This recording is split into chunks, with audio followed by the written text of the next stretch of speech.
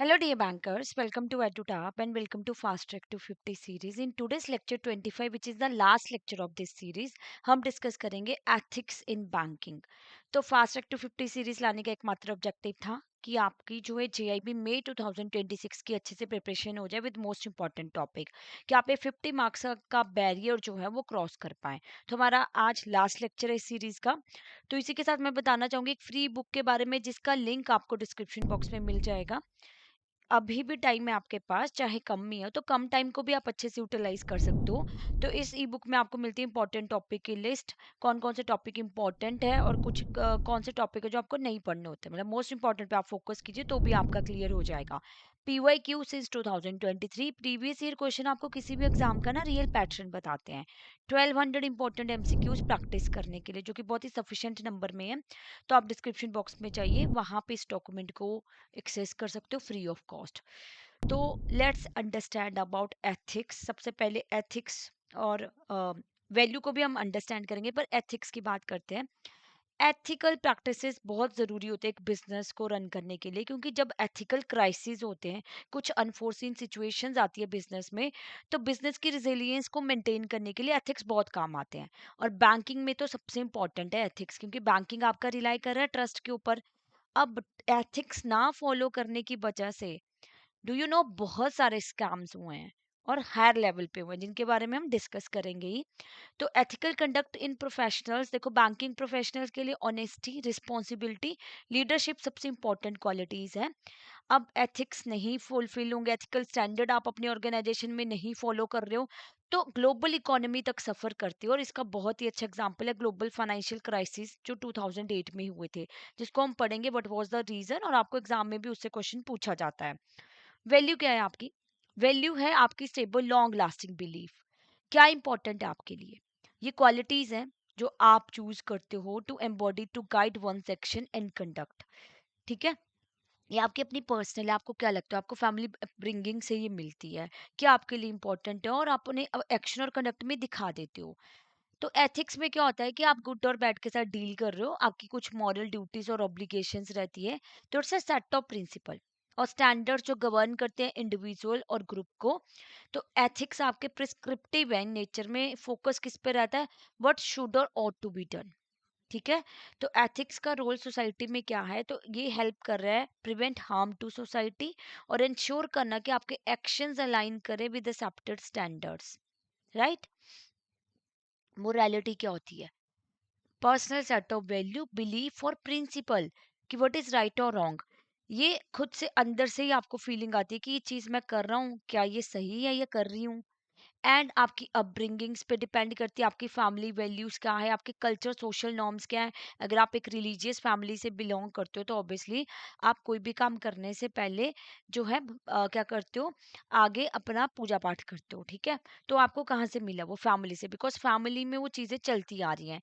आपके कुछ religious belief है और आपके पर्सनल एक्सपीरियंसेस ऐसे रहे हैं जिनकी वजह से आप बिलीव करते हो.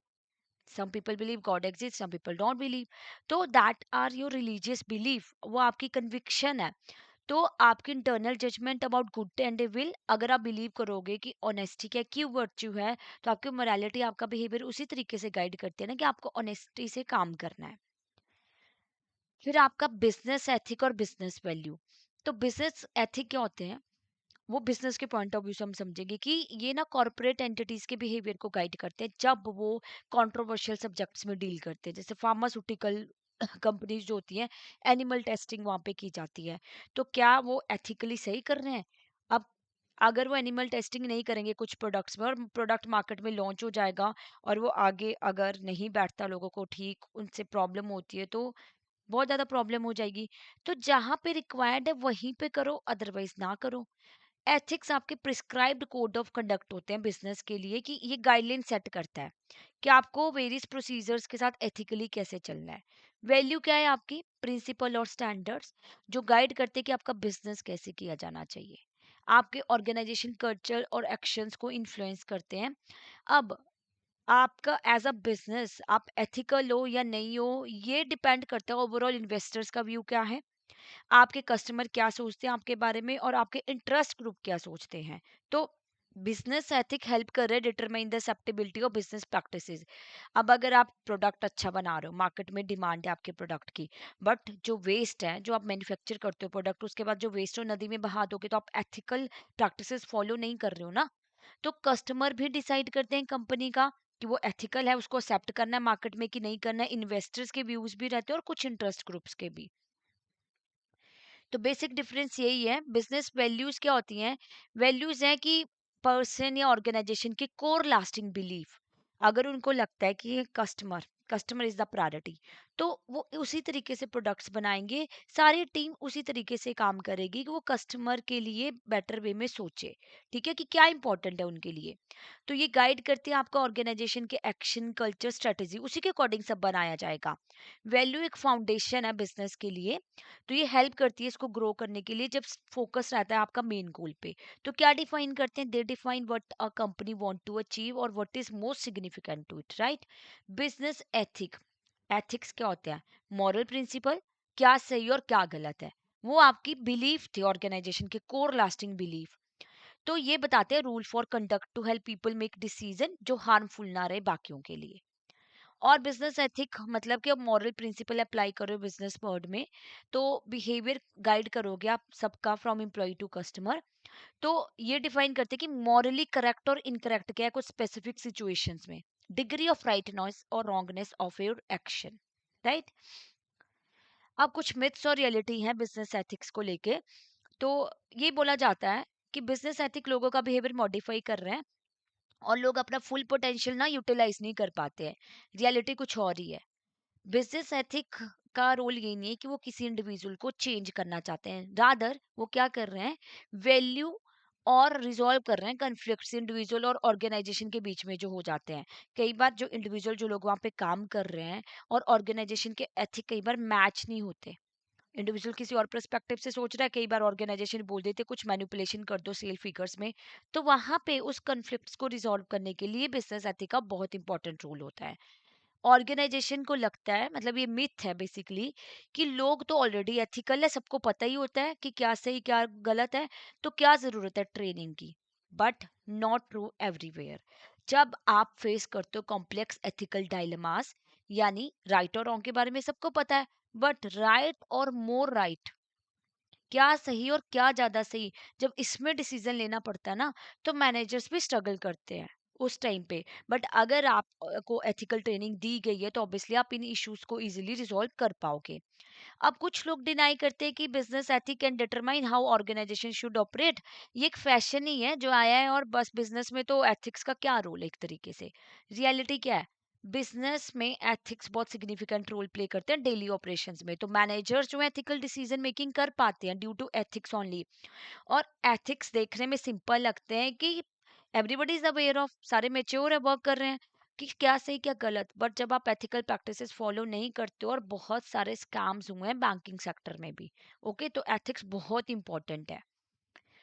और क्या मिथ है कि बिजनेस एथिक कोई नई बात तो है नहीं, सबको पहले से ही पता है कि क्या करना है। बट अगर आपके बिजनेस एथिक नहीं है और वैल्यू नहीं है, तो आप स्टेक होल्डर के इंटरेस्ट को सेफगार्ड नहीं कर पाओगे। तो it is really essential to have a proper code of conduct. Business ethic को मिथ बोला जाता है कि it's only about the good manager making right decision और bad manager make unethical decision. देखो, ये ग्रुप एफर्ट है बिजनेस एथिक। ये सिर्फ गुड मैनेजर्स की ड्यूटी नहीं है, it is a duty of everybody working in the organisation. It start from the the that gate of the bank, जहाँ पे वो सिक्योरिटी गार्ड होता है, वहां से ये एथिक्स स्टार्ट हो जाते हैं। तो it is a contribution of all individual working together, okay. तो ये भी मिथ है कि एथिक्स को आप मैनेज नहीं कर सकते हो डायरेक्टली। तो एथिक्स कैन बी मैनेज्ड और mostly indirectly through organisational priority, जो इंडिकेट करिए आपके ऑर्गेनाइजेशन की एथिकल वैल्यू। तो ये भी बोला जाता है कि बिजनेस एथिक्स सेम ही है जैसे सीएसआर है, कॉर्पोरेट सोशल रिस्पॉन्सिबिलिटी। सीएसआर क्या होता है? जैसे बहुत सारी कंपनी सीआर प्रैक्टिसेस में बहुत प्रोएक्टिवली डील करती है। Blood donation camp, free education to poor people, है ना, कुछ और कैंप वगैरह लगा दिए लोगों की हेल्प करने के लिए। तो सीएसआर तो एक छोटी सी यूनिट है एथिक्स का। अगर आपका बिजनेस एथिक है, तो वो सीएसआर उसका पार्ट है। तो it is not confined to CSR alone. तो कुछ मिथ्स थे और रियलिटी हमने देख ली कि क्या रियलिटीज है। प्रिंसिपल ऑफ बिजनेस एथिक क्या होता है कि आप ट्रीट करो लोगों को रिस्पेक्ट के साथ, आप कोई डिफरेंशिएशन नहीं करोगे, कोई डिस्क्रिमिनेशन नहीं करोगे, एम्प्लॉयज को जस्ट टूल के जैसे ना समझा जाए, कस्टमर को भी सेम रिस्पेक्ट के साथ ही ट्रीट करो जैसे आप खुद के लिए एक्सपेक्ट करते हो, फेयर रहो डीलिंग्स में, ठीक है। तो सबको इक्वल अपॉर्चुनिटी प्रोवाइड करो, सबको इक्वली ट्रीट करो और एक कॉम्पिटिटिव एनवायरनमेंट को फोस्टर करो। ऑनेस्टी, बी ट्रूथफुल और transparent in all dealings, integrity बहुत इंपॉर्टेंट है। बिजनेस को ऑनेस्ट रहना चाहिए अपने एम्प्लॉयज के साथ, customer, investor, other in financial and operational matters, right. फिर ओपननेस, आप जो है जरूरी इंफॉर्मेशन ही शेयर करो, कोई क्रूशियल डिटेल्स को हाइड मत करो। रेपुटेशन गुडविल, तो it is essential for business long term success, आपकी अच्छी रेपुटेशन स्ट्रेंथन करती है आपके मोरल को। जैसे टाटा का नाम is one of the in a goodwill companies, Tata पे लोग ट्रस्ट करते हैं, ठीक है, क्योंकि उन्होंने वो गुडविल कमाई है, रेपुटेशन कमाई है उन्होंने। तो दे आर इन द, जैसे बहुत सारे एग्जांपल हो सकते हैं एथिकल कंपनीज के, I am just giving the one example. तो they remain in a good books of investors, employees और कस्टमर, तो उन पे ट्रस्ट करते हैं कस्टमर। अगर कुछ ऐसी सिचुएशंस भी आ जाती है क्राइसिस वाली, तो लोगों का भरोसा नहीं उठता ऐसी ऑर्गेनाइजेशन से। प्रूडेंस, आपको एक्ट करना है केयर एंड कॉशन के साथ, यानी अगर सपोज कीजिए आप एक बिजनेस में अच्छा कर रहे हो, now all of sudden they come in your mind कि आपको डाइवर्सिफाई करना चाहिए अपना बिजनेस, आप रेस्टोरेंट से रियल एस्टेट में जाना चाहते हो, बट रिस्क तभी लो अगर आप जो है पता है, आपको पूरी आपने रिसर्च करी है कि वहां पे आपको कोई जो है नुकसान नहीं होगा, तो केयर के साथ काम करो, दूसरों के लिए कंसर्न रखो, ठीक है। As a part of society businesses की मॉरल रिस्पॉन्सिबिलिटी होती है कि अपने इंप्लॉयज के लिए भी सोचो और एक्सटर्नल यानी कस्टमर, कम्युनिटी ग्रुप, सबके लिए। नदियों में वेस्ट मत बहाओ, अगर आप कोई प्रोडक्ट मैन्युफैक्चर कर रहे हो कुछ और वे ढूंढ लो, तो वो आप फिर ओवरऑल सोच रहे हो, तो it mean you are the ethical organisation. अब ट्रस्टीशिप की फिलॉसफी की बात करते हैं। महात्मा गांधी जी का व्यू था कि वेल्थ जो है in the hands of capitalist, उसको देखो ट्रस्ट के जैसा, कि वो लोगों की भलाई के लिए यूज की जाए, जो लोग बड़े बड़े अमीर है कैपिटलिस्ट हैं, वो एक्ट करे एज अ ट्रस्टी और अपनी वेल्थ को डिस्ट्रीब्यूट करे किसके लिए, जो लोग पॉवर्टी से सफर कर रहे हैं। अब ये कॉन्सेप्ट कहाँ से लिया गया? This concept is link to Bhagavad Gita teaching on aparigraha, जिसको बोला जाता है non possession and nishkama, that is selfless work आप कीजिए। तो वेल्थ मतलब कैपिटलिस्ट लोग जो है, बड़े बड़े रिच लोग जो हैं, तो उनको वेल्थ क्रिएट करनी चाहिए, प्रिजर्व भी करो, अपने लिए भी रखो और इंक्रीज भी करो, उससे कुछ पर्सनल एंजॉयमेंट ना आप एक्सपेक्ट करो, राइट, लोगों की भलाई के लिए यूज करो।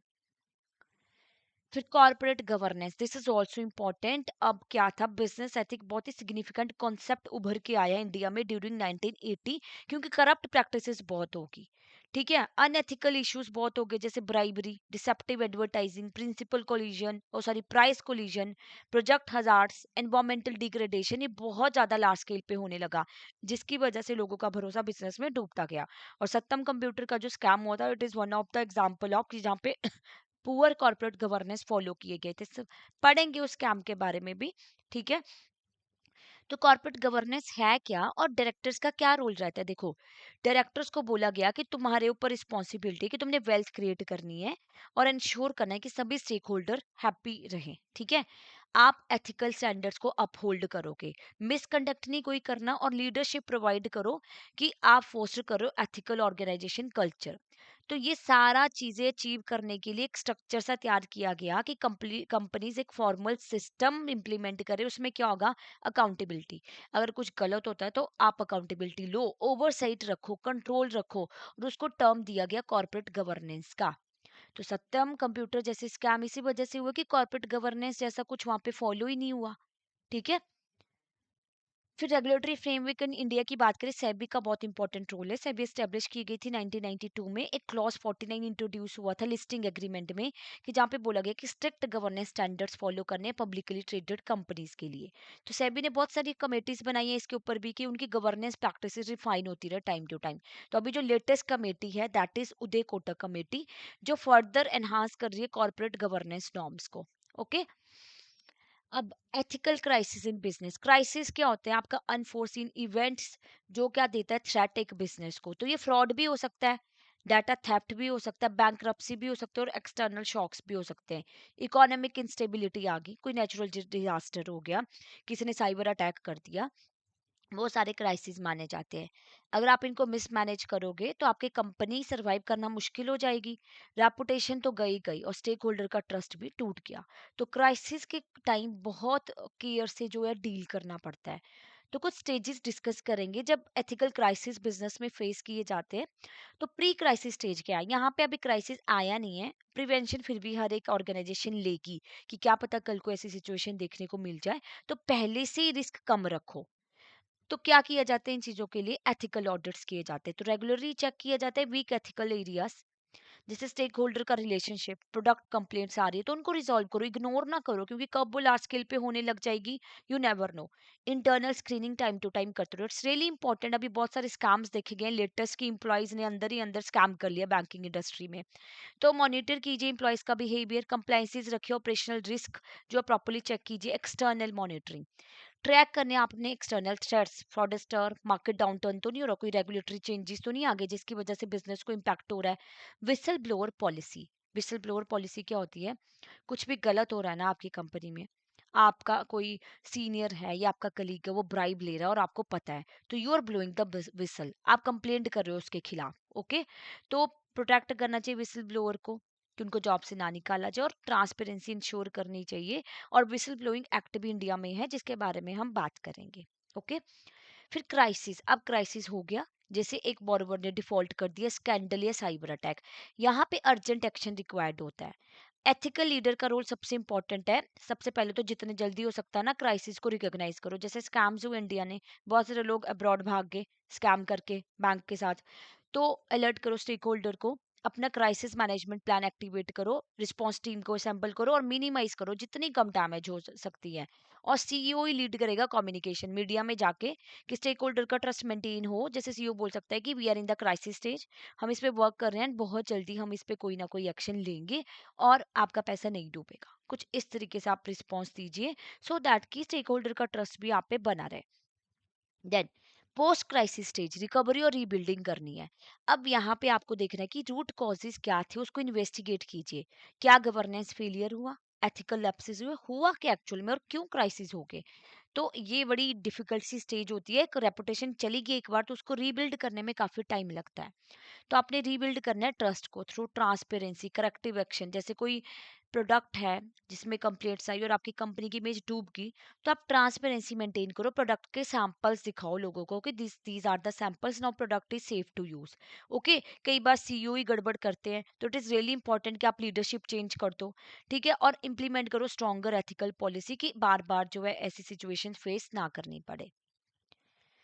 फिर क्या बिजनेस एथिक ऑक्सीमोरोन है? जैसे दो वर्ड्स अगर मैं यहाँ पे लिखूं, साइलेंट नॉइस, तो क्या अभी बिलीव करोगे आप कभी कि साइलेंट और वो भी नॉइस कभी हो सकता है? नहीं ना।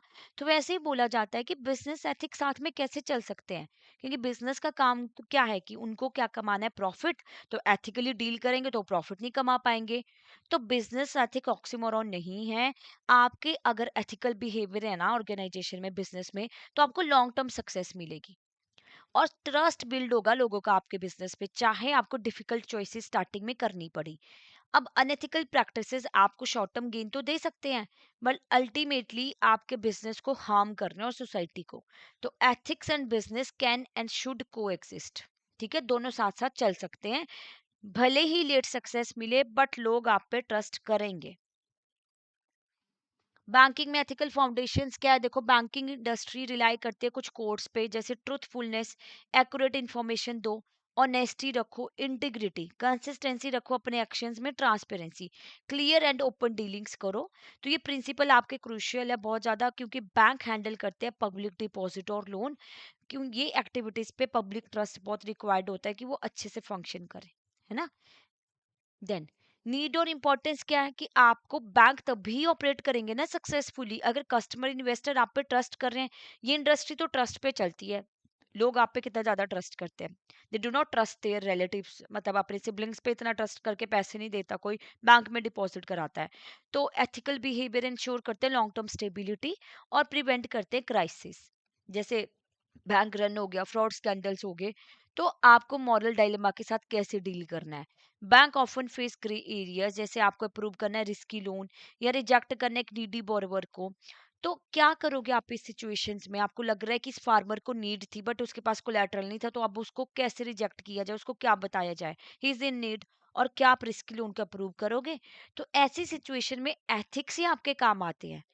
अगर आपका स्ट्रॉन्ग एथिकल फ्रेमवर्क है तो आप फेयर डिसीजन ले पाओगे। जब रूल हमें क्लैरिटी नहीं प्रोवाइड कर पा रहे हैं, तो आपको प्रोटेक्ट करनी है reputation, goodwill. Unethical actions destroy कर देते हैं बैंक की रेपुटेशन को। तो एथिकल प्रैक्टिसेस इंश्योर करते हैं कस्टमर की लॉयल्टी और इन्वेस्टर का कॉन्फिडेंस।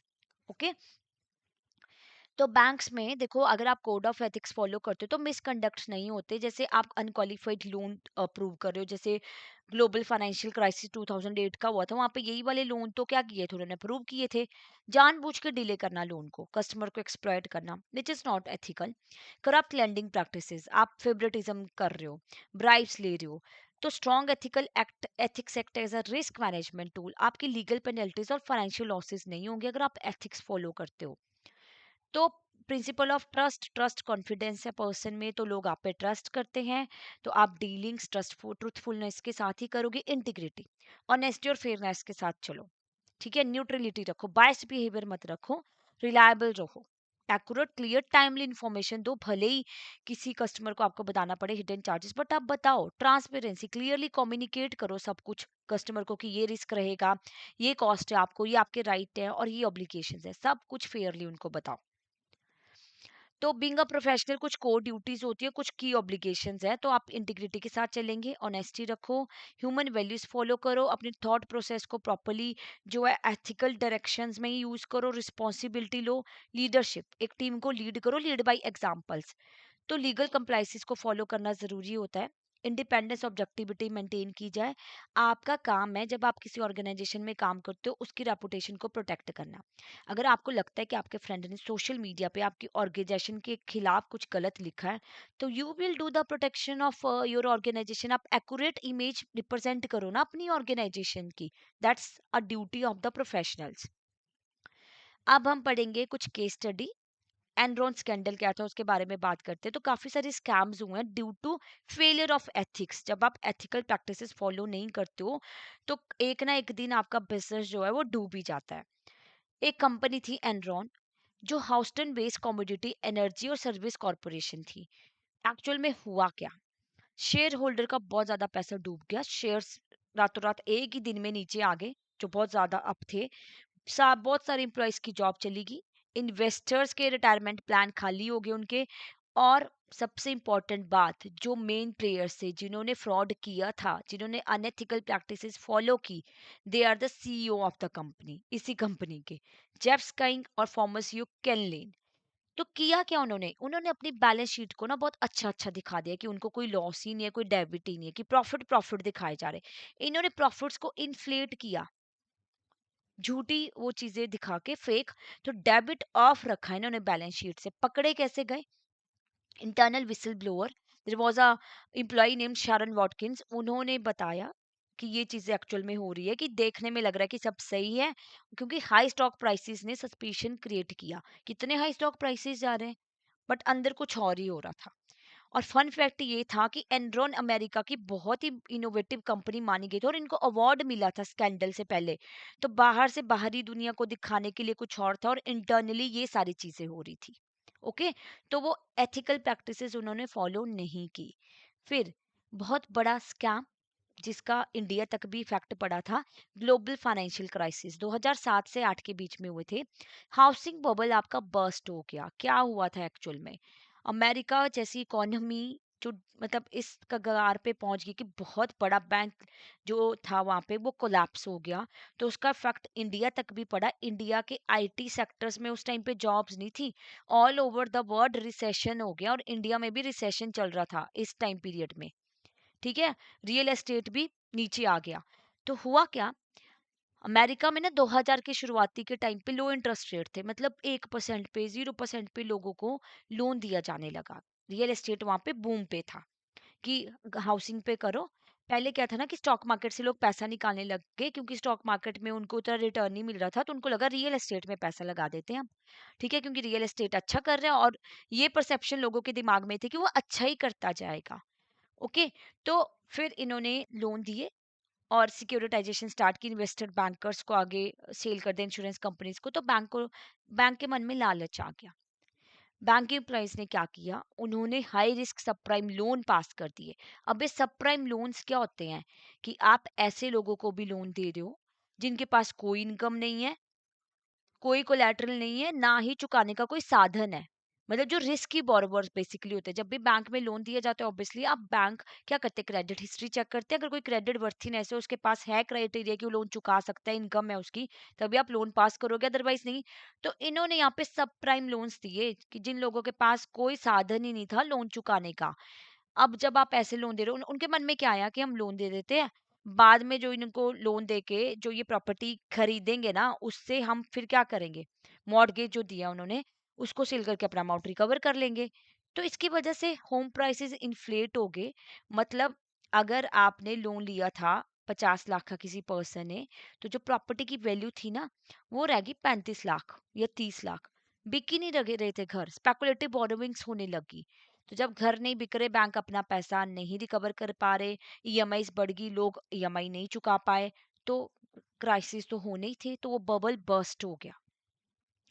तो डिफॉल्ट स्टार्ट हुआ 2007 में, और सितंबर 2008 तक लैमन ब्रदर जो अमेरिका का बहुत बड़ा बैंक था वो कोलैप्स हो गया। तो जब इतना बड़ा बैंक अमेरिका जैसी इकोनॉमी में कोलैप्स हो सकता है, तो सोचो कितनी पैनिक क्रिएट हुई होगी। तो इसकी वजह से डीप ग्लोबल रिसेशन का सामना करना पड़ा, बहुत सारी जॉब्स गई, इवन 75 लाख तक जॉब्स चली गई। फिर गवर्नमेंट ने एक्शन लिया, गवर्नमेंट ने किया यहाँ पे कुछ चेंजेस, रेगुलेटरी रिफॉर्म्स लेके आए, जैसे डॉट फ्रैंक वगैरह। तो फिर थोड़ा मैनेज किया गया, but this was on a large scale. और क्या रीजन था, देखो अनएथिकल प्रैक्टिसेस फॉलो ना करने की वजह से ऐसे सिचुएशंस का सामना करना पड़ता है। ओके, देन सत्यम की बात करें इंडियन के कॉन्टेक्स्ट से, सत्यम कंपनी थी, आईटी कंपनी, जो 1987 में लॉन्च की गई थी। इनके चेयरमैन थे रामलिंगम राजू।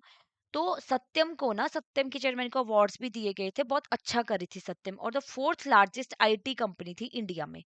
ठीक है, तो नेस्ले के जैसे बड़ी कंपनीज इनके बाहर, जी जन इलेक्ट्रिकल के साथ इनके टाई अप्स थे, मतलब इतना ज्यादा अच्छा कर रही थी। तो हुआ क्या, जैसे एनरॉन है ना, वो अमेरिका में था, ये इंडिया में किया इन्होंने। तो यहाँ पे इन्होंने 7,000 करोड़ फॉल्सिफाई किए एसेट्स और रेवेन्यू। मतलब अब इनके मन में लालच आ गया, सत्तम के जो चेयरमैन थे अच्छा कर रहे थे, मतलब कितना परसेंटेज प्रॉफिट कमा रहे थे, बट इनके मन में लालच आ गया कि रियल एस्टेट में पैसा लगाना चाहिए। तो इन्होंने ये फेक इनवॉइसेस क्रिएट की, डमी बैंक डिपॉजिट्स बनाए, और अपनी ही घर की कंपनी मेटस, जो सत्यम का ही अपोजिट है, जैसे आप इसका अपोजिट लिखोगे मेटस, उसमें एक्विजिशन, फेल एक्विजिशन दिखा दिए, और प्रॉपर्टीज खरीद ली रिलेटिव्स के नाम पे। बहुत सारे माली वगैरह जो इनके गार्डन में काम कर रहे थे, उनके नाम से भी फेक इनवॉइसेस क्रिएट करके। तो कॉर्पोरेट गवर्नेंस प्रैक्टिसेस यहाँ पे प्रॉपर्ली फॉलो नहीं की, और इस सत्यम के चेयरमैन ने खुद ही कन्फेस किया था कि मैंने ये सारी चीजें की है। सेबी के चेयरमैन को एक मेल लिखा था, एक लेटर लिखा था, और बताया था कि मैंने कब क्या किया क्या नहीं किया, फिर उनको जेल भी हुई थी। ठीक है, तो इतना बड़ा स्कैम हो जाता है, बाहर सब कुछ अच्छा दिख रहा है, बाहर उन्होंने दिखा दिया, इन्फ्लेट कर दिए कि हम बहुत अच्छा अर्न कर रहे हैं, स्टॉक मार्केट्स में अच्छा डील कर रहे हैं, और एक ही दिन में इनके स्टॉक्स जो है नीचे गिर गए। तो ऑडिटर ने साइन करते गए, उन्होंने चेक ही नहीं रखा। ठीक है, रेड फ्लैग उन्होंने मिस कर दिए। टॉप मैनेजमेंट को पर्सनल गेन ज्यादा बेटर लगा कि हमें अपने लिए पैसा कमाना चाहिए। तो प्रो पोस्ट क्राइसिस रेमेडीज क्या ली गई, गवर्नमेंट इंस्टॉल बोर्ड्स लाए गए, और टेक महिंद्रा ने इवेंचुअली इनको रेस्क्यू किया। और फिर स्ट्रिक्ट सेबी ओवरसीट्स की गई, कॉर्पोरेट गवर्नेंस का रोल उभर के आया कि कॉर्पोरेट गवर्नेंस होती तो ऐसी चीजें ना देखने को मिलती, ऑडिटर को पेनल्टी मिली, और इनका ऑडिटर था पीडब्ल्यूसी, जो कि काफी वेल नोन है इंडिया में, उसको बैन किया गया 2 साल के लिए। तो ओवरऑल लेसन हम क्या सीख रहे हैं, एथिक्स स्टार्ट होते हैं टॉप से, टोन कल्चर ओवरसेट बहुत मैटर करती है। आपको strong internal control, external audit सबसे इंपॉर्टेंट होते हैं एक बिजनेस को रन करने के लिए। तो देख लो आप, अनएथिकल प्रैक्टिसेस करने की वजह से कितने लार्ज स्केल पे स्कैम्स को हमने देखा यहाँ पे। ओके, अब बात करते हैं वैल्यूज की। वैल्यूज क्या होते हैं, आपके कोर प्रिंसिपल जो डिफाइन करते हैं क्या सही है क्या राइट है। यूनिवर्सल होती हैं ये, स्टेबल होती है, टाइम्स के साथ इवॉल्व होती है ग्रेजुअली, बिहेवियर गाइड करती है, डिसीजन एटीट्यूड। तो वैल्यू डिफरेंट होती है, आपकी डिफरेंट फीचर्स जो इंडिविजुअल को डिफरेंट बनाती है। दो टाइप की वैल्यूज होती है, टर्मिनल वैल्यू और इंस्ट्रूमेंटल वैल्यू। तो टर्मिनल वैल्यू क्या होती है, एक्चुअल में आपका लाइफ गोल क्या है, आप हैप्पीनेस लेना चाहते हो, सक्सेस आपको चाहिए, और इंस्ट्रूमेंटल वैल्यू क्या होती है? बिहेवियर टू अचीव गोल, मतलब हार्ड वर्क और इंटीग्रिटी। अगर आपको हैप्पीनेस चाहिए तो आप वैसे ही काम करोगे। एक्चुअल में लाइफ में at the and what you want, success चाहिए तो आप हार्ड वर्क करते रहोगे लाइफ में, कि hard work lead to the success. तो टर्मिनल वैल्यू ध्यान रखना है प्रॉपरली, लाइफ गोल जो एक्चुअल में at the end you want in life. Instrumental value उनको अचीव करने के लिए क्या बिहेवियर आप अपनाते हो। फिर आप कहते हैं नॉर्म्स, ये ना कुछ अनरिटन सोशल रूल है, कहीं पे लिखे नहीं है। ठीक है, जैसे पंचुअलिटी, सोशल गैदरिंग्स में जाते हो वहां पे शोर थोड़ी मचाने लग जाते हो। लाइन लगी है लंबी लाइन कहीं पे मंदिर वगैरह में, तो आप लाइन में खड़े रहोगे। आपको कहीं पे ड्रेस कोड्स फॉलो करने पड़ेंगे, जैसे रिलीजियस प्लेसेस को विजिट कर रहे हो तो आपकी ड्रेस कोड प्रॉपर होनी चाहिए। किसी के फ्यूनरल्स पे जा रहे हो तो ऑब्वियसली कोई आप ऐसे क्लोथ पहन के नहीं जाओगे जो अनएक्सेप्टेबल हो। तो इनका रोल ही यही होता है कि सोशल हार्मोनी मेंटेन करनी है। आप ग्रुप के थ्रू सैंक्शंस करते हो इनको। अब इनफॉर्मल तो ये है बट बहुत ही पावरफुल है। अगर आप सोशल वायलेशन करते हो इनकी, तो आपको सोशल रिजेक्शन का सामना करना पड़ सकता है। सोसाइटी आपको एक्सेप्ट ही नहीं करेगी अगर आप ये नॉर्म्स फॉलो नहीं करोगे as per your culture need. फिर आपके बिलीफ, आपकी पर्सनल कन्विक्शन कि क्या सही है क्या ट्रू है, तो ये आपकी इंडिविजुअल आइडेंटिटी को शेप करती है। वैल्यू, नॉर्म्स, बिलीफ, ये सारे एथिकल बैकबोन इंडिविजुअल्स और ऑर्गेनाइजेशन की फॉर्म करते हैं। तो मैनेजमेंट में आपके वर्क प्लेस बिहेवियर को शेप किया जा रहा है, आप अनएथिकल एक्शंस नहीं लोगे, आपका ट्रस्ट फोस्टर होगा, और आपके स्ट्रॉन्ग एथिकल कल्चर अलाइन करते हैं पर्सनल ऑर्गेनाइजेशन वैल्यू के साथ, राइट। वैल्यू कन्फ्लिक्ट, कन्फ्लिक्ट कब होता है? जब आपका पर्सनल बिलीफ क्लैश हो जाता है ऑर्गेनाइजेशन वैल्यू के साथ। अब आपकी ऑर्गेनाइजेशन आपको बोल रही है कि सेल फिगर्स को मैनिपुलेट कर दो, टारगेट था 50,000, आप दिखा दो 60,000 की, चलो अचीव हो गया। बट आप ऑनेस्ट, आप इंटीग्रिटी के साथ काम करते हो, तो अगर आप ऐसी ऑर्गेनाइजेशन का हिस्सा हो तो ऑब्वियसली आप नहीं फिट हो पाओगे इस ऑर्गेनाइजेशन में, कभी ना कभी आप छोड़ ही दोगे। तो आप ऐसी ऑर्गेनाइजेशन ज्वाइन कीजिए ना जो एथिकल हो, जो आपके साथ आपके जो वैल्यूज है वो मैच हो पा रही हो।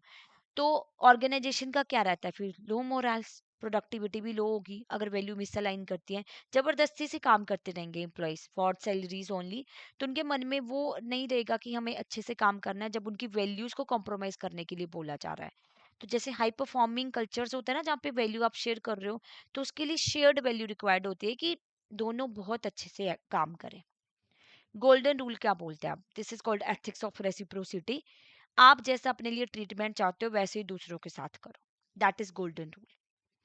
डायलेमा क्या होता है? मतलब एक एथिकल डायलेमा, जैसे हम बात कर रहे थे ना राइट और रॉन्ग के बीच में, तो सबको पता है, कोई भी बता देगा। बट चैलेंजिंग क्या रहता है? सही और ज्यादा सही। अब एक सिचुएशन है, एक अनप्रॉफिटेबल बिजनेस है, अब वो ओनर सोच रहे हैं कि इसको बंद कर दे।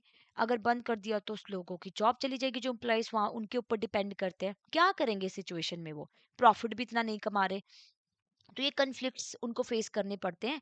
तो ऐसे में क्या एक्शन आप लोगे? देखो, आपको कुछ अप्रोचेस फॉलो करनी चाहिए। आप ब्रॉड पर्सपेक्टिव एनालिसिस करो। आप एक तो ना मल्टीपल सॉल्यूशन ऑप्शन आइडेंटिफाई करो। आप थोड़ी सी अपनी थिंकिंग क्रिएटिवली यूज करो। क्या ये दो ही ऑप्शन है कि बिजनेस बंद करना पड़ेगा या फिर एम्प्लॉइज की जॉब जाएगी अगर कंटिन्यू रखते हैं? कुछ और भी तो ऑप्शन होगी। बिन लॉस अप्रोच से बियॉन्ड जाके सोचो थोड़ा। कोई रिस्ट्रक्चरिंग प्लान बनाया जा सकता है। प्रॉब्लम को ऑब्जेक्टिवली अंडरस्टैंड करो और फैक्चुअली अंडरस्टैंड करो। तो तीन अप्रोचेस यहाँ पे फॉलो होते हैं। कई बार ये क्वेश्चन भी आ जाता है आपको। एक आपकी एंड रिजल्ट बेस्ड होते हैं, वो ऑप्शन चूज करो जो मेजोरिटी को बेनिफिट करते हैं। इसको यूटिलिटेरियन अप्रोच भी बोलते हैं, ज्यादा को फायदा होगा, वो वाला ऑप्शन देख लो।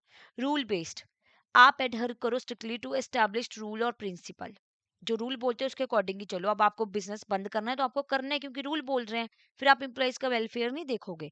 केयर बेस्ड, प्रायोरिटाइज करो कंपैशन एम्पैथी। यहाँ पे आप अपने एम्प्लॉइज के लिए सोच रहे हो कि नहीं उनकी जॉब नहीं जानी चाहिए, तो देखते हैं कि सोल्यूशन क्या किया जा सकता है।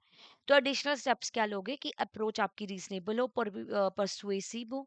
थर्ड पे देखो कॉम्प्रोमाइज। अब ऐसा भी कर सकते हो कि एम्प्लॉइज को बोल दिया कि 3 मंथ के लिए आपको 50% सैलरी मिलेगी, because we are in this situation, we are trying to resolve this. हम कुछ ना कुछ सॉल्यूशन लेके आएंगे कि जिससे हमारा बिजनेस रन करे। गवर्नमेंट वगैरह से हेल्प ले लो, ठीक है। तो एक डिसीजन लो, एक प्रॉपर उस पर एक्ट करो और आउटकम्स उस पर दिखाओ। तो ऐसा नहीं कि ये दो ही सिचुएशंस होगी, तो आपको सोचना पड़ेगा, थोड़ा सा क्रिएटिवली सोचना पड़ेगा कि और क्या सोल्यूशन हो सकते हैं। फिर बैंकिंग में एथिकल डिसीजन मेकिंग की बात करें तो लिन बिन के 4 part model compass approach follow होती है। पर्पस क्या है कि अगर आप एक एक्शन ले रहे हो तो उसका पर्पस क्या, मीनिंगफुल गोल सर्व कर रहा है। प्रिंसिपल, क्या ये कंसिस्टेंट है एथिकल लीगल स्टैंडर्ड्स के साथ? पीपल, क्या ये स्टेक होल्डर के राइट्स को रिस्पेक्ट कर रहा है? क्या हमारे पास अथॉरिटी है एक्ट करने की? तो 3 एडिशनल एंसिस डिफाइन करते हैं एथिकल डिसीजन मेकिंग। प्रिस्क्रिप्शन, क्या ये बैंक पॉलिसीज और लॉ को वायलेट कर रहा है? आप कंफर्टेबल रहेंगे अगर डिसीजन पब्लिश किया गया मीडिया में? अगर आपने बैंक में एक डिसीजन लिया, ठीक है, तो क्या उसमें से आपकी बैंकिंग पॉलिसीज और लॉ तो नहीं वायलेट हो रहे? मीडिया में जाना पड़ता है, अगर आपको वहाँ पे इंटरव्यू देना पड़ता है, तो आप कंफर्टेबल होंगे अगर ये न्यूज़ मीडिया में आ जाती है? और क्या आप अपने कलीग के लिए पॉजिटिव एग्जांपल सेट कर रहे हो? तो जब आप बैंकिंग में ये 7 P's एक तरीके से बोल लो इनको, जब ये फॉलो करोगे तो आप एथिकल डिसीजन मेकिंग कर पाओगे। अब इनसाइडर ट्रेडिंग क्या होती है? एक माल प्रैक्टिस है। मान लो आपकी कंपनी की कुछ इंपॉर्टेंट डिटेल्स है जो आपको ही पता है, जिसकी वजह से 1 हफ्ते के बाद आपकी कंपनी के ना शेयर्स मार्केट्स में बहुत अच्छा नाम हो जाएगा, शेयर्स बढ़ जाएंगे। कॉन्फिडेंशियल इंफॉर्मेशन है ये, आपको पता है कि बढ़ेंगे। आपने क्या किया? अपने रिलेटिव को बता दिया, अपने क्लोज फ्रेंड्स को, वाइफ को, अपनी फैमिली को शेयर्स खरीद लिए अपनी कंपनी के, उनको बोल के बोला खरीद लो तुम।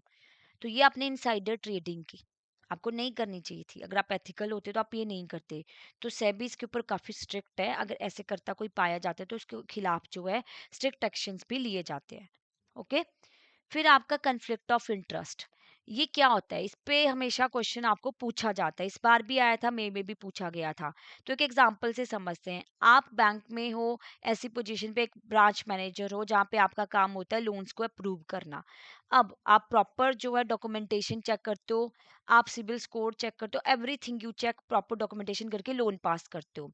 बट अब आपका रिलेटिव, आपका भाई बैंक में लोन लेने आ रहा है, ठीक है, ब्रदर। तो वो जब लोन लेने आ रहा है तो आपने क्या किया? उसकी डॉक्यूमेंटेशन वगैरह चेक नहीं की और लोन पास कर दिया। तो यहाँ पे आपने कहाँ पे प्रायोरिटी दी? पर्सनल इंटरेस्ट को प्रायोरिटी दे दी, प्रोफेशनल इंटरेस्ट को नीचे रखा। तो ये कन्फ्लिक्ट हो जाता है। अगर आप एथिकल हो तो आप क्या फॉलो करते? आप किसी दूसरे पर्सन को जिसके पास ये अथॉरिटी है कि वो डॉक्यूमेंटेशन चेक कर पाए सब कुछ, आप उसको बोलते कि ही इज माई ब्रदर, तो लेट्स बी फेयर, तो I am disclosing this thing, तो आप ये डॉक्यूमेंटेशन चेक कीजिए और प्रॉपर जो है रूल्स एंड रेगुलेशन जो भी होते हैं वो फॉलो किए जाए, या आप ही फॉलो करें। आप प्रोफेशनल इंटरेस्ट को प्रॉपरली ऊपर रखें और पर्सनल को नीचे रखें। तो आपको फुल डिस्क्लोजर करना है अफेक्टेड पार्टीज को, कि अवेयर हो पोटेंशियल इम्पैक्ट के, राइट। तो इस तरीके से आपको मैनेज करने होते हैं कन्फ्लिक्ट ऑफ इंटरेस्ट, राइट। और भी एग्जाम्पल हो सकते हैं कि आप कहीं पे इंटरव्यू देने गए हो, आपकी सिस्टर जो है वो इंटरव्यू पैनल में एचआर वाली पोजीशन पे है, तो 4-5 लोग आपका इंटरव्यू ले रहे हैं, तो आपकी सिस्टर को डिस्क्लोज करना है कि ही इज माई ब्रदर, तो I will not be the part of assessment criteria, right. फिर बात करते हैं वर्क एथिक्स की। वर्क एथिक्स क्या होते हैं? एक मॉरल प्रिंसिपल होते हैं, वैल्यूज जो एम्प्लॉय यूज करते हैं अपनी जॉब परफॉर्मेंस में। तो बहुत टफ होता है ये आइडेंटिफाई करना कि कौन एथिकल प्रैक्टिसेस फॉलो कर रहा है एम्प्लॉय कंपनी में। तो इन ये यूनिवर्सली सेम नहीं होते, जगह टू जगह डिफर करते हैं, location to location, country to country, religion to religion, organisation to organisation, department to department. अब बाहर कुछ और वर्क एथिक्स होते हैं, इंडिया में कुछ और वर्क एथिक्स हैं, सेम नहीं है ना। तो ऐसा नहीं है कि कोई पहले से वर्क एथिक्स सीख के आया है तो आप इनको डेवलप कर सकते हो थ्रू ट्रेनिंग, अप्रोप्रिएट इंटरवेंशन और प्रॉपर वर्क एनवायरनमेंट के साथ। तो गुड वर्क एथिक्स क्या है और पुअर, देखो, आप हमेशा टाइम से आते हो, अपना प्रोजेक्ट टाइम पे कंप्लीट करते हो। और पैसिव या पुअर वर्क एथिक्स, आप लेट आते हो और जल्दी चले जाते हो। आप ओवर टाइम करके खुश हो, जबकि बाहर किसी कंट्रीज में ओवर टाइम को अच्छा नहीं माना जाता, इंडिया में अच्छा माना जाता है जब अप्रोप्रिएट हो, ठीक है। यहाँ पे आपको एक्सटेंशन चाहिए आपका प्रोजेक्ट कंप्लीट करने के लिए, आप ब्रेक लेते हो जब जरूरी हो तभी फोन चेक करते हो, बट यहाँ पे आप स्क्रॉल ही करते रहते हो सोशल मीडिया को वर्किंग आवर्स में भी। आप अपनी मिस्टेक्स को एडमिट करोगे, पर्सनल प्रॉब्लम को out of the work place रखोगे if you are a good following good work ethics. Poor work ethics में आप दूसरों पे ब्लेम डाल देते हो, ठीक है। So these are the example of good work और पुअर वर्क एथिक्स। तो आपको कैसे रिकॉग्नाइज करोगे एथिकल वर्क प्लेसेस को? आपको रिस्पेक्टफुल ट्रीटमेंट देना है सभी कस्टमर को, ठीक है। आप commitment of to work high degree का रखोगे, वर्क रिलेटेड टॉक्स पे कन्फाइन रहोगे, कुछ पर्सनल इंफॉर्मेशन नहीं पूछोगे। आपको अप्रोप्रिएट ट्रीटमेंट भी देना है अपने को एम्प्लॉइज को, जब जरूरी है आप अपनी ऑर्गेनाइजेशन की पॉलिसीज और डिसीजन को डिफेंड भी कर सकते हो। तो क्या कॉजेज होते हैं अनएथिकल बिहेवियर के? तो ये क्वेश्चन भी आ जाता है, वर्क एथिक्स पे भी पूछ लिया जाता है। जब आपकी ऑर्गेनाइजेशन कोई कोड ऑफ एथिक्स ही नहीं फॉलो कर रही, तो आपको कोई, आप फॉलो ही नहीं हो रही, कोई स्टैंडर्ड ही नहीं है, तो वो ऑर्गेनाइजेशन कहाँ से एथिकल होगी? Lack of fear of action, आप कुछ भी कर रहे हो, कोई गलती कर रहे हो, आपको कोई पनिशमेंट नहीं मिल रही, तो आप अनएथिकल प्रैक्टिसेस करते जाओगे। अनरियलिस्टिक टारगेट्स, आपके पास टारगेट ऐसे हैं जो पूरे ही नहीं हो सकते, तो फिर आप मैनिपुलेशन स्टार्ट कर दोगे। को एम्प्लॉइज, आपको लगता है कि ये पर्सन मेरा कलीग है, ये तो ऐसे काम कर रहा है, तो मैं भी कर देता हूँ या कर देती हूँ। को एम्प्लॉइज का आपको इन्फ्लुएंस हो गया, जहाँ पे लीडरशिप भी अनप्रिंसिपल्ड है, जैसे क्या थे एग्जांपल सत्यम एनरॉन के, है ना। तो जहाँ पे लीडरशिप क्या, बड़ी टॉप मैनेजमेंट का काम होना चाहिए कि वो दिखाएं एथिक्स, तो लीड बाय एग्जांपल करें वो। पर अगर वही अनप्रिंसिपल्ड है तो एम्प्लॉइज कहाँ से अच्छा काम करेंगे। Means are not appreciated. दो एम्प्लॉइज हैं, सेल टारगेट्स मिले हैं, ए ने अचीव कर लिए 80%, बी ने 100% कर लिए, बट ए ने एथिकल प्रैक्टिसेस फॉलो की प्रॉपर्ली, बी ने थोड़ी बहुत मैनिपुलेशन कर ली। सेल टारगेट्स मतलब उसने सेल्स तो अचीव कर ली, बट थोड़ा कस्टमर को ऊपर नीचे बता दिया सब कुछ, आपने सब कुछ सही सही बताया। तो एज अ गुड ऑर्गेनाइजेशन आपको ए को भी अप्रिशिएट करना चाहिए कि उन्होंने एथिकल प्रैक्टिसेस फॉलो की। अगर वो नहीं करेंगे तो फिर obviously people will turn unethical, right. फिर कॉमन अनएथिकल प्रैक्टिसेस को क्या फॉलो होती है, आप ऑफिशियल ईमेल को गलत तरीके से यूज कर रहे हो। यहाँ पे एक एग्जांपल था, मिस्टर आर के जो प्राइवेट बैंक में काम कर रहे हैं 3 साल से, उन्होंने क्या किया, अपनी ऑफिशियल मेल से ना 3 एम्प्लॉयज को आगे फर्दर मेल भेज दी। उसमें उन्होंने टॉप मैनेजमेंट की थोड़ी कमियां वगैरह निकाली कि ये लोग ये क्या करते हैं कि ये डिजर्व नहीं करते, इनको बोनस मिला और उनमें इतनी स्किल्स वगैरह नहीं। तो मेल आगे हेड ऑफ द डिपार्टमेंट के पास पहुंच गई, तो उन्होंने क्वेश्चनिंग की मिस्टर आरके को, तो वो कोई प्रूफ के साथ प्रूव नहीं कर पाई ये पॉइंट, तो उनके खिलाफ एक्शन लिया गया। फिर उनको अपनी जॉब छोड़नी पड़ी। तो वो अनएथिकल था कि आप अपने ईमेल को इस तरीके से यूज कर रहे हो। और कई ऑर्गेनाइजेशन प्रेगनेंसी टेस्ट वगैरह वीमेंस का कंडक्ट करते कि इंश्योरेंस का खर्चा ना पड़े। This is also unethical practices. आप पर्सनल हैबिट, कुछ एम्प्लॉय स्मोकिंग अल्कोहल कंज्यूम करते हैं, अनटिल और अनलेस वो अपनी कंपनी में जब आते हैं अपने वर्क आवर्स में, तब वो ऐसी चीजें नहीं कर रहे हैं और उसका इफेक्ट उनके वर्क पे नहीं पड़ रहा, तो there is no right of a person to violate the privacy of the people. तो यहाँ पे क्या किया गया कि एचआर ने डाटा कलेक्ट किया पर्सनल हैबिट पे, इंश्योरेंस कंपनीज को फॉरवर्ड कर दिया। तो वहां पे ये क्या हो गया, जिन लोगों को पता भी नहीं था कि ये लोग सिगरेट कंज्यूम करते हैं या अल्कोहल ड्रिंक करते हैं, तो उनको भी पता चल गया। तो ये प्राइवेसी आप वायलेट कर रहे हो। डाटा लीक, एक होटल चेन ने अपने जो क्लाइंट था उसका डाटा उसकी वाइफ को जो है वो लीक कर दिया, उसकी पर्सनल हैबिट क्या रहती, तो फ्रिक्वेंट ऑफिस टूर पे जाता था, तो सारा सब कुछ बता दिया। सो विच इज अनएथिकल प्रैक्टिसेस। आप फ्रेंड की हेल्प कर रहे हो सोशल डिसीजन में। तो यहाँ पे एग्जांपल है मिसेस बीडी, जो बैंक में क्या है पीओ के पोस्ट पे जो है वो अपॉइंट है, और इनकी हेल्प की थी इनकी फ्रेंड की मदर ने, ठीक है, पीयू एग्जाम क्वालिफाई करने के लिए। अब जो फ्रेंड की मदर है बीडी से क्या मांग रही है, फेवर, कि तुम्हारे बैंक में two these men's are work having account, ठीक है, तो इनकी क्रेडिट कार्ड की हिस्ट्री हमें बताओ कि कहाँ कहाँ खर्चा करते हैं, कहाँ कहाँ पे इनका खर्चा होता है, सारा सब कुछ बीडी मिसेस बीडी से पूछा जा रहा है। क्यों, क्योंकि उनको जो है वो जो 2 लड़के हैं उसमें से एक सेलेक्ट करना है कि अपनी बेटी की शादी कराने के लिए। तो अब मिसेस बीडी अगर ये डाटा शेयर करेगी तो ऑब्वियसली अनएथिकल होगा।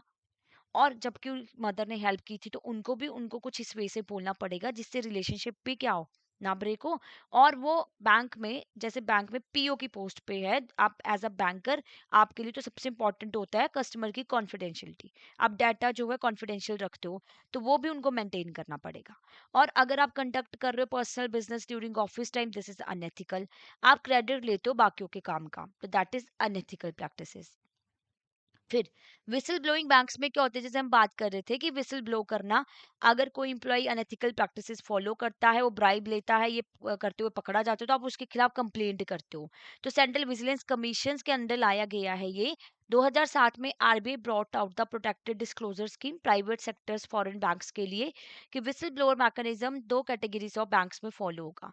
तो स्कीम कवर कर रही है complaint of corruption, misuse of office, criminal offences, आपको लग रहा है फ्रॉड हो रहा है, रेगुलेशंस कोई फॉलो नहीं कर रहा, ये सब चीजों के खिलाफ आप कंप्लेंट कर सकते हो। कौन कौन कर सकता है, employees of the bank, customer, stakeholders, आपके एनजीओ, मेंबर्स ऑफ पब्लिक, ये लॉन्च कर सकते हैं कंप्लेंट्स को। तो जो कंप्लेंट आपकी एनोनिमस से आप अपनी आइडेंटिटी रिवील नहीं कर रहे हो, उनको नहीं एंटरटेन किया जाएगा, ठीक है। तो आरबीआई नोडल एजेंसी है जो कंप्लेंट रिसीव करती है स्कीम में। आइडेंटिटी जो होती है कंप्लेनेंट की वो सीक्रेट रखी जाती है। अब कोई कंप्लेंट झूठी निकलती है, फेक निकलती है, तो आपके खिलाफ ही एक्शन लिया जाएगा। अब आपने बैंक के खिलाफ कंप्लेंट करी, तो वो बैंक आपके खिलाफ एक्शन ले सकता है, आरबीआई जब एडवाइस करेगा। तो कहाँ पे कंप्लेंट जाएगी, department of supervision, complaint sealed envelope में जाती है। Whistle blowing law in India में क्या है? ये मैकेनिज्म है कि आप इन्वेस्टिगेट करोगे leaked corruption, misuse of power हो रहा है पब्लिक सर्वेंट के द्वारा, और प्रोटेक्ट करोगे कंप्लेनेंट को जो एक्सपोज करता है रॉन्ग डूइंग, है ना? उसको प्रोटेक्ट करना इंपॉर्टेंट है। तो प्रोटेक्शन ऑफ जेन्युइन कंप्लेनेंट किसकी रिस्पॉन्सिबिलिटी है? सेंट्रल विजिलेंस सेल की। तो इस एक्ट में पनिशमेंट भी है झूठी कंप्लेंट्स की। तो हर कंप्लेनेंट को, जो कंप्लेंट कर रहा है, उसको अपनी आइडेंटिटी जो है वो कंप्लेंट में बतानी पड़ेगी। और मैक्सिमम टाइम पीरियड क्या रखा गया है? 7 साल का। अब मान लीजिए अभी आप थोड़ा न्यू ज्वाइनिंग हो, आपको लग रहा है कि ये चीज गलत हो रही है, कोई ब्राइब ले रहा है, आप नहीं कंप्लेंट कर पाए, and after few years up to the 7 year आपको रियलाइज हो रहा है कि मुझे कंप्लेंट कर देनी चाहिए थी, तो 7 साल का टाइम है, आप कंप्लेंट कर सकते हो। ओके। तो इसी के साथ हमारा ये टॉपिक कंप्लीट होता है। जो मॉड्यूल डी का जो सबसे इम्पोर्टेंट थे वो हमने डिस्कस कर लिए इस एक लेक्चर में। अब कुछ क्वेश्चन डिस्कस कर लेते हैं। आपकी आईटी सर्विस कंपनी है जो कंसीडर करे कि आपको रियल एस्टेट सब्सिडरीज जो एक्वायर करनी है टू डाइवर्सिफाई द बिजनेस, तो इस एक्विजिशन में क्या होगा? सिग्निफिकेंट कैश आउटफ्लो होगा, डेट बढ़ेगा। सत्यम कंप्यूटर के बारे में जो हमने पढ़ा ना, तो उसको देखते हुए आपका प्राइम कंसर्न क्या होना चाहिए? क्या होना चाहिए कि आप एक्विजिशन अलाइन कर रहे हैं क्या कोर बिजनेस के साथ? इमीडिएट रेवेन्यू ग्रोथ मिल रही है क्या? Market reaction, stock prices impact है? कंप्लायंसेस फॉलो कर रहे हो, ट्रांसपेरेंट डिस्क्लोजर कर रहे हो। तो सत्यम ने ये मिस किया था ना, तो आपको रेगुलेटरी रिक्वायरमेंट्स के साथ कंप्लायंसेस करनी है और ट्रांसपेरेंट डिस्क्लोजर करने हैं। डी, आपके बैंक अप्रूव कर रहा है मॉर्गेज लोन सब प्राइम बोरोवर्स को, उनकी इनकम को वेरीफाई नहीं किया कॉम्पिटिशन की वजह से, और इजी सिक्योरिटाइजेशन हो रही है। तो क्या most ethical course of action रहेगा ये फाइनेंशियल क्राइसिस को देखते हुए? तो आप क्या करोगे? स्ट्रिक्ट अपनी इनकम वेरिफिकेशन करोगे और कैप करोगे सब प्राइम लैंडिंग। ये करना, ये कर दिया तो ऑब्वियसली फिर अनएथिकल प्रैक्टिसेस होगी। तो B is the right answer. Next question. Rahul एक बैंक लोन ऑफिसर, उन्होंने डिस्कवर किया कि उनके फ्रेंड ने एक लोन एप्लीकेशन डिपॉजिट कराई है इनकम्प्लीट डॉक्यूमेंट के साथ। तो फ्रेंड इंसिस्ट कर रहा है राहुल को कि एडजस्ट कर लो फाइल को अप्रूवल के लिए आगे, पर्सनल क्राइसिस बता रहा है। तो राहुल को पता है कि बैंक पॉलिसी ब्रीच होगी, तो आप राहुल की पोजीशन में होते तो क्या करते? तो ऑब्वियसली आप अपने फ्रेंड को पॉलिसी एक्सप्लेन करोगे और बोलोगे कि तुम कंप्लीट डॉक्यूमेंटेशन करो। ठीक है, that will be the ethical action you are taking. Fourth question, ये क्वेश्चन आपको मई 2025 में पूछा गया है। ठीक है, तो ऐसे केस स्टडी बेस्ड क्वेश्चन आ जाते हैं। क्वेश्चन पढ़ना है उसके बाद आंसर करना, बहुत ही सिंपल है। आप एचआर प्रोफेशनल और रेपुटेटिव कंपनी में, one of your close friend जो वर्क करता है सेम कंपनी में, उसने इनवाइट किया आपको डिनर पे फैमिली के साथ। ड्यूरिंग द मील आप, उनकी मदर आपको पूछ रही है, तो tell me what is next round of increment promotion, आपकी कंपनी में क्या होने हैं, मेरा बेटा कैसे कर रहा है, क्या उसको प्रमोशन मिलेगी? आपको तो पता है सब कुछ, but as a HR employee you are bound by the policy, आप नहीं डिस्क्लोज करोगे। ठीक है, तो आपका क्या मोस्ट एथिकल रिस्पॉन्स रहेगा? क्या रहेगा? आप क्या करोगे? क्या रहेगा कि आप डिस्क्लोज नहीं कर सकते हो ऐसी information even though we are friends. I hope you understand, है ना? तो यही होगा ना एथिकल। फिर बैंक मैनेजर ने अप्रूव कर दिया loan for his relative without proper verification, तो ये क्या है आपका? Ethical behaviour, conflict of interest, good customer services या लीगल कंप्लाइंसेस? एथिकल प्रैक्टिसेस जब आप फॉलो कर रहे हो, पर्सनल इंटरेस्ट को ज्यादा प्रायोरिटी दे रहे हो और प्रोफेशनल को नीचे रख रहे हो, कॉन्फ्लिक्ट ऑफ इंटरेस्ट जनरेट हो गया ना यहाँ पे। तो B is the right answer. तो इसी के साथ हमारी फास्ट ट्रैक टू 50 सीरीज भी कंप्लीट हो रही है। तो we have concluded this series. तो 25 लेक्चर्स हमने इसमें कवर किए हैं। तो वी आर कॉन्फिडेंट कि आप ये 50 मार्क का बैरियर जो है क्रॉस कर पाओगे इस सीरीज के साथ। तो आपने अच्छे से प्रैक्टिस करनी है, आपने रिवाइज भी करना है। अब मैराथन सेशंस रहेंगे आपके, तो आप वो भी अटेंड कीजिएगा। तो all the best for your GIB may 2026 examination. तो अभी अगर आपको लगता है कि थोड़ी और अच्छे से प्रिपरेशन हो जाए, तो आप हमारे कोर्सेज में भी एनरोल कर सकते हो, अभी भी आपके पास टाइम है। इस कम टाइम को अच्छे से यूटिलाइज करने के लिए तो courses as per your need ही बनाए गए हैं। तो यहाँ पे आपको दिखेंगे डिफरेंट टाइप ऑफ कोर्सेज। एक बैंकर कैप्सूल कोर्स है, बहुत ही कम रिकॉर्डिंग्स में आपके मोस्ट इंपॉर्टेंट टॉपिक्स जो है कवर हो रहे हैं। एक आपका कंबाइंड है जो आपको मिल रहा है जस्ट ₹2200 फ्लैट 80% ऑफ अभी आपको मिलेगा, और सब्जेक्ट वाइज भी है, जस्ट 720 में सब्जेक्ट वाइज आपको मिलेगा। ओके। फिर आपका super crash course batch 3 launch हो चुका है। सुपर क्रैश कोर्स में क्या रहता है आपका ना, ढाई ढाई घंटे की मॉर्निंग इवनिंग क्लासेस है। ठीक है, और यहाँ पे क्या है कि आपके मोस्ट इंपॉर्टेंट टॉपिक्स कवर कराए जा रहे हैं, और 6 क्लासेस पर सब्जेक्ट अटेंड करनी है, 24 टोटल क्लासेस। तो लाइव क्लासेस रहती हैं, लाइव मिस होगी तो रिकॉर्डेड फॉर्म में देख सकते हो, नोट्स मिलते हैं आपको solved PYQ, chapter wise mock test, full length mock test, flat 80% off के साथ। फिर आपकी ना आपके लिए टेस्ट सीरीज भी है। तो टेस्ट सीरीज उनके लिए जिनकी प्रिपरेशन होगी, जो प्रैक्टिस करना चाहते हैं, तो इसमें आपको सोल्ड PYQ मिल रहे हैं, full length mock test, chapter wise mock test आपका फ्लैट 80% ऑफ के साथ। और मास्टर कोर्स उनके लिए बेटर है जो डिटेल स्टडी करना चाहते हैं। ठीक है, तो नवंबर को टारगेट कर रहे हो तो यहाँ पे तो आपको रिकॉर्डेड क्लासेस मिलेंगी मिलेंगी, लाइव क्लासेस भी मिलेंगी। तो और आप एक कोर्स परचेज करने से पहले एक लेवल देखना चाहते हो कि किस तरीके की क्लासेस है, तो 3 आवर के ट्रायल कोर्स में आप एनरोल कर सकते हो with flat 99% of, with just rupees 1 आपको पता चल जाएगा। बाकी और कोई डाउट है आपको, कोई और क्वेरी है आपकी, इस नंबर पे कॉल कीजिए, मेल कर सकते हो hello@edutap.co.in। और हमारी हर 15 दिन में जो है ना मेंटर टॉक रहती है। तो अभी अब जैसे आपको लग रहा होगा टाइम कम है, अब आपको समझ नहीं आ रहा कैसे पढ़ाई की जाए, पैनिक फील हो रहा है, क्या स्ट्रेटेजी अपनाएंगे, तो आप अपने मेंटर से पूछ सकते हो, डेफिनेटली आपको कोई ना कोई गाइडेंस तो ज़रूर मिलेगी। तो thank you so much, all the best, अच्छे से पेपर कीजिएगा। टाइम मैनेजमेंट बहुत ज़रूरी है PPB के पेपर में। तो आपने full length mock test, chapter wise mock test लगाने हैं अभी, जितनी ज़्यादा प्रैक्टिस हो सकती है। तो थैंक यू सो मच।